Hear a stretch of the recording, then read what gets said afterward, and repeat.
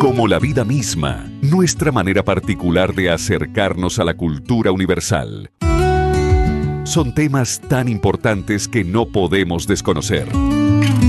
Haciendo honor a nuestro canal de curiosidades, solo te podría decir, mira vos, por ahí nos encontramos en la lectura de un libro, enredados entre tantas curiosidades e historias.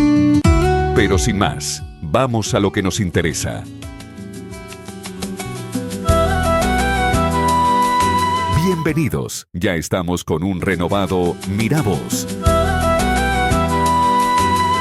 El 13 de marzo de 2013, María Elena Bergoglio esperaba la elección del Papa como todos. Sabía que su hermano Jorge estaba en el cónclave, pero estaba segura de que no sería elegido. Nunca hubo un Papa latinoamericano, pensaba. Además, recordaba cómo, en la elección anterior, él mismo había pedido que no lo votaran, sugiriendo a Ratzinger. Con 76 años, Jorge ya planeaba su retiro. Cuando escuchó Jorge Mario, María Elena no creyó lo que oía. No escuché más nada, solo lloré como loca, confesó. Para ella, fue una ola de emociones que la dejó sin palabras y explicó. Aún me cuesta entender que Jorge es Francisco y Francisco es Jorge. Para comprender mejor este fenómeno y sus implicancias, entramos en el debate de este maravilloso libro. Así que adelante, comencemos. Hoy vamos a meternos de lleno en la vida y las ideas del Papa Francisco. Un miravoz, como decimos en Argentina. Me encanta esa expresión. ¿Verdad? Y para esta aventura nuestra guía va a ser la obra de Austen Ivery. Un autor que realmente ha sabido capturar la esencia de este Papa tan particular. Exactamente. Lo que Ivery hace también es conectar la vida de Bergoglio, o sea, el Papa Francisco, con la historia y la cultura de Argentina. Es como si cada detalle, por pequeño que parezca, fuera una pieza clave para entender su visión del mundo. Totalmente. Para entender al Papa Francisco hay que entender sus raíces. Imaginen Buenos Aires a principios del siglo XX, una ciudad vibrante, llena de inmigrantes italianos, con una fuerte presencia de la Iglesia Católica. Una ciudad donde la fe se vivía con intensidad, con mucha tradición. Y en ese contexto, la familia de Bergoglio era como una pequeña muestra de esa Italia que habían dejado atrás. Y vivían en el Palazzo Bergoglio, una mansión de 4 pisos construida por sus tíos abuelos que habían prosperado en Argentina. Increíble. ¿Te imaginas? Una familia de inmigrantes que logró mantener vivas sus tradiciones italianas, incluyendo la fe católica, a pesar de estar tan lejos de su tierra natal. Y esa fe se transmitía de generación en generación. La abuela Rosa, por ejemplo, fue clave en la formación religiosa de Jorge. ¿Qué hacía ella? Le contaba historias del cardenal Pacelli, que luego sería el Papa Pío XIII, y del Congreso Eucarístico de 1934 en Buenos Aires. ¡Wow! Más de 1 millón de personas recibiendo la comunión en Buenos Aires. Un evento que sin duda marcó a fuego la imaginación de un niño. Imagínate el impacto en un joven Jorge. La abuela Rosa le inculcó un profundo amor por la iglesia y la Eucaristía. Y no solo la abuela, su madre Regina también contribuyó a su formación cultural. Durante las funciones de ópera, le susurraba a sus hijos los momentos más dramáticos de la trama para que no se aburrieran. ¡Qué ingeniosa! Y no solo eso, también los llevaba a todos los estrenos de películas italianas. Increíble, ¿no? Una familia unida por la cultura, la fe y, por supuesto, por el cine italiano. Un ambiente familiar cálido y estimulante que sin duda influyó en la personalidad de Bergoglio. Y ojo, que no todo era religión y cultura.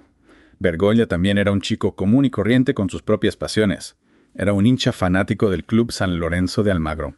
El Papa es hincha de San Lorenzo. De hecho, todavía paga su cuota de socio. Increíble, un Papa que no olvida sus raíces futboleras. Un detalle que nos muestra su lado humano, ¿verdad?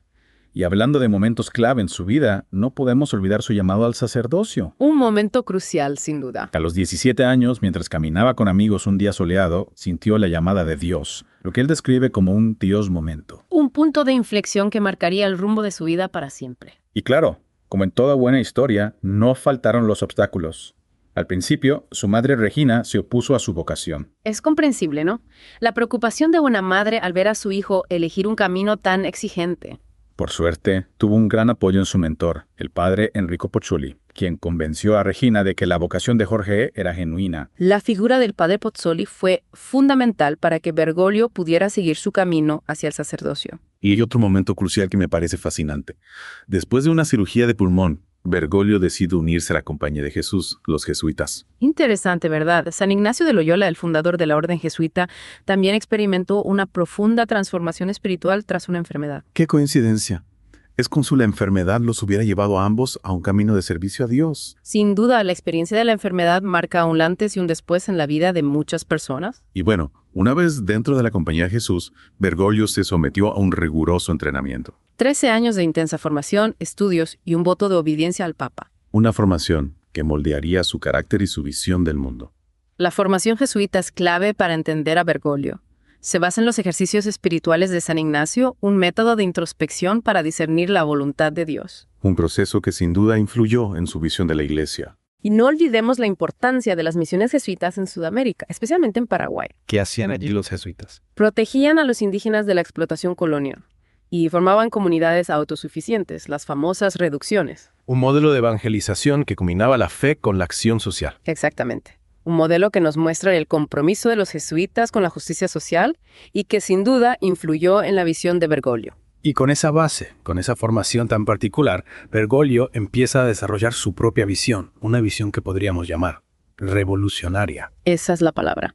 Influenciado por teólogos como Scanone y Gijera, Bergoglio comienza a articular una visión de la Iglesia que prioriza a los pobres y marginados. Una iglesia pobre para los pobres, como él mismo la llama. Y es aquí donde su historia personal se cruza con la historia de Argentina, en un periodo particularmente oscuro, la dictadura militar y la guerra sucia. Un contexto complejo que pondrá a prueba su liderazgo. La dictadura militar argentina, un capítulo terrible que comenzó en 1976. Miles de desaparecidos, una represión brutal. Y Bergoglio, como líder de la provincia jesuita, tuvo que navegar por aguas turbulentas. Un periodo difícil, sin duda. Algunos critican su accionar, otros lo defienden. Es difícil juzgar a la distancia, ¿no te parece? Sí, es un tema complejo. Pero lo innegable es que Bergoglio tuvo que tomar decisiones difíciles en un contexto de violencia y miedo. ¿Tú qué piensas? Bueno, lo que sí sabemos es que Bergoglio aprendió a moverse en un entorno complejo, a tomar decisiones difíciles, a proteger a los suyos. Y esta experiencia, sin duda, influyó en su visión de la Iglesia. Completamente de acuerdo. A partir de ese crisol, su idea de una iglesia cercana a los que sufren se fortalece. Bergoglio se convence de que la iglesia debe estar del lado de los sin voz, en las periferias, en los barrios, en las cárceles. Una visión poderosa, sin duda. Una iglesia que no se queda en la comodidad de los palacios, sino que sale al encuentro del que sufre. Absolutamente. Y esta visión, años más tarde, resonaría con fuerza cuando Bergoglio se convierte en Papa Francisco. Y vaya que resonó. Su elección en 2013 sorprendió al mundo. Un papa latinoamericano, un jesuita, un hombre que había dedicado su vida a los pobres. Un cambio radical, un soplo de aire fresco para la Iglesia Católica.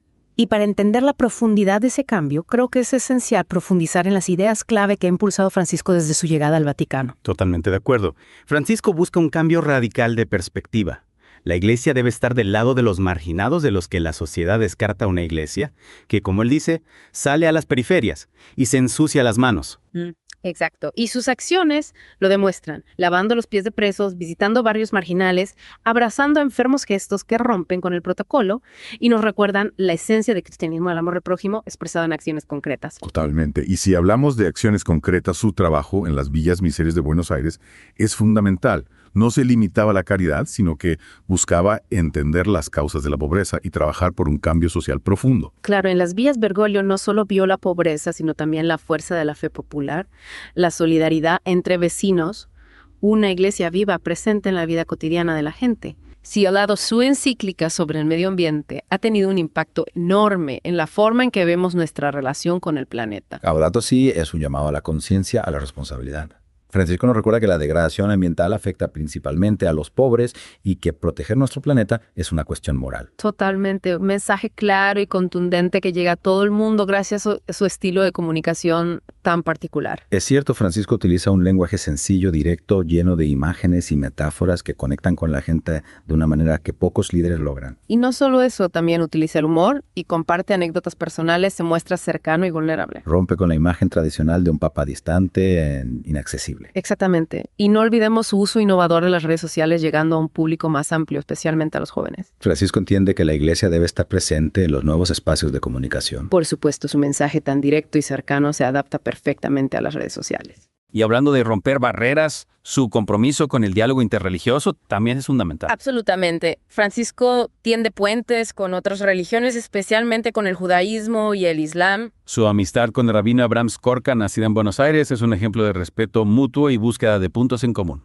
Una amistad que ha trascendido fronteras y creencias. Un modelo a seguir, Francisco, nos muestra que el diálogo interreligioso no implica renunciar a nuestra identidad, sino abrirnos al otro, escuchar, aprender. Y esta apertura al otro, esta búsqueda de la fraternidad, es la esencia de su liderazgo. Totalmente, Francisco nos invita a construir puentes, a derribar muros, a crear espacios de encuentro. Nos recuerda que a pesar de nuestras diferencias somos hermanos. Me gustaría enfocarme en su estilo de liderazgo tan poco convencional, tan transformador. Francisco desafía las expectativas de lo que significa ser papá. Totalmente, rechaza la pompa, elige vivir con sencillez, acerca a la gente con una calidez que rompe barreras. No es solo imagen, ¿verdad? Es una forma de ser, de vivir el evangelio. Exactamente, recordemos la anécdota del joven recepcionista del Colegio Máximo de los Jesuitas en Roma. Andrea Francisco lo llamó personalmente para agradecerle una carta y pedirle que lo comunicara con el padre general. El pobre Andrea creía que era una broma. Imagínate la sorpresa. Francisco podría haber pedido a un asistente que hiciera la llamada, pero prefirió hacerlo él mismo, un gesto que revela su humildad, su naturalidad. Sin duda. Y hablando de gestos, hay otro que me parece revelador. Francisco sigue usando su viejo crucifijo de hierro, el mismo que tenía cuando era obispo en Buenos Aires, un símbolo de su sencillez, de su apego a lo esencial. Un recordatorio constante de su origen, de su compromiso con los pobres. Y hablando de compromiso, no podemos olvidar su llamado a la reforma de la Iglesia. Busca una iglesia más sinodal, donde se escuchen todas las voces, donde las decisiones se tomen de forma colegiada. Es un proceso complejo, sin duda. Francisco ha impulsado cambios en la curia romana, ha creado nuevas estructuras de gobierno, ha promovido la transparencia. Su objetivo es una iglesia más participativa, más cercana al espíritu del Evangelio. Un cambio profundo que busca renovar la iglesia desde adentro. Y esta determinación también se ve en su compromiso con el diálogo interreligioso. Absolutamente, su amistad con el rabino Abraham Skorka, nacido en Buenos Aires, es un ejemplo conmovedor, una amistad basada en el respeto mutuo, en el diálogo sincero, en la búsqueda de puntos en común. Y lo que me parece inspirador es que Francisco, a pesar de su alta investidura, ha mantenido viva esa amistad, la ha cultivado, la ha convertido en un símbolo de su visión de un mundo más fraterno. Un mensaje poderoso en un mundo marcado por la polarización y los fundamentalismos. Y creo que esa es la esencia de su liderazgo. Francisco nos invita a construir puentes, a derribar muros, a crear espacios de encuentro donde podamos reconocernos como hermanos más allá de nuestras diferencias. Y con esa imagen de puentes de encuentro de fraternidad, cerramos este Miravoz sobre Papa Francisco. Hemos explorado su vida, sus ideas, su impacto global. Pero creo que lo más importante es que hemos descubierto un hombre que, con su sencillez, con su autenticidad, con su compromiso radical con el Evangelio, está transformando a la Iglesia Católica y el mundo. Y la pregunta que dejo para nuestros oyentes es esta: ¿cómo podemos cada uno de nosotros desde nuestro lugar contribuir a construir ese mundo más justo, más fraterno, más humano que Francisco nos propone? Que este Miravoz no sea solo un viaje intelectual, sino una invitación a la acción, a la transformación personal y social. Un desafío que nos invita a reflexionar sobre nuestro propio compromiso con la construcción de un mundo mejor. Hasta la próxima. Para finalizar, solo nos resta recomendarles la lectura del libro que hemos analizado, El Gran Reformador, Francisco, Retrato de un Papa Radical, de Austen Ivereigh. Sin duda, se trata de una de las biografías más prestigiosas y completas sobre Francisco.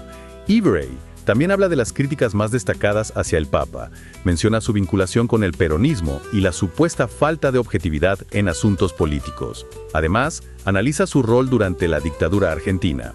Asimismo, el autor relata las críticas por la apertura a temas como la homosexualidad, el divorcio y el uso de anticonceptivos. Estas posturas han provocado rechazo entre los sectores más conservadores de la Iglesia. Para cerrar, al momento de realizar este video, Francisco se encuentra pasando un delicado estado de salud, consecuencia de una enfermedad crónica y su avanzada edad. Desde aquí deseamos una pronta recuperación y les enviamos un cordial saludo a todos ustedes. Hasta aquí llegamos. Muchas gracias por tu compañía. Si te gustan estas ideas, déjanos un comentario, suscríbete, activa la campanita y, ¿por qué no?, danos un me gusta. Gracias, nos vemos pronto.